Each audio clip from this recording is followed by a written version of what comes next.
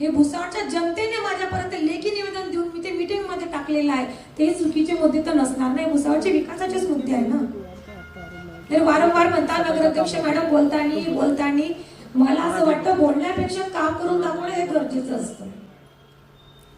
इसके पीछे आपको क्या लगता है कौन है मास्टरमाइंड? इनके पीछे आमदार साहब है, जो उनके बीजेपी के जो नगर सेवक है, 25 नगर सेवक, उनको ये बोलते हैं. इनकी मीटिंग होने से, अपनी मीटिंग होने से एक दिन पहले इनकी बैठक होती है सर, और उनको बोला जाता है कि जितना मैं बोलता हूँ उतना ही आप मीटिंग में बोलो. ये उतना ही मीटिंग में बोलते और विरोध करते हैं.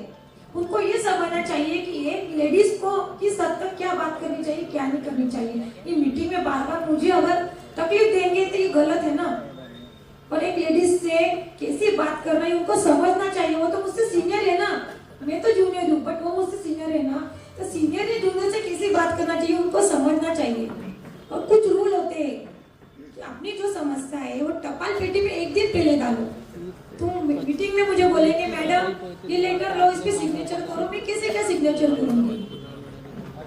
मैडम ये आपको लेना पड़ेगा, ये तो रूल में नहीं है ना. मॅडम एक सांगतो, तुम्ही गिरीश महाजनची भेट घेतली होती, तर गिरीश महाजनने भुसावळच्या विकासासाठी तुम्हाला काय आश्वासन दिलं?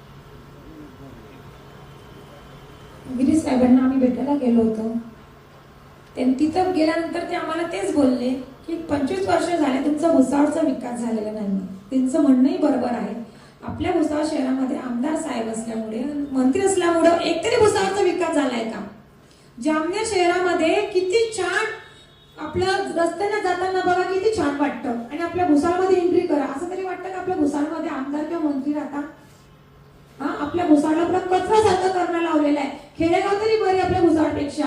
मग आमदार साहेबांना एकच विनंती आहे की भुसावळची सुधारणा करा आणि भुसावळचा काहीतरी आता इतिहास घडवा की आपल्या भुसावळचा भारतामध्ये नंबर 1 ते 2 नंबरवर तरी आपलं भुसावळ शहर राहायला पाहिजे. आम्ही गिरीश महाजनकडे गेलो होतो, साहेबांकडे. त्यांनी आम्हाला तेच सांगितलं की तुमच्या भुसावळ शहरामध्ये मंत्री असल्यामुळे तर आम्ही काय बोलणार आहे.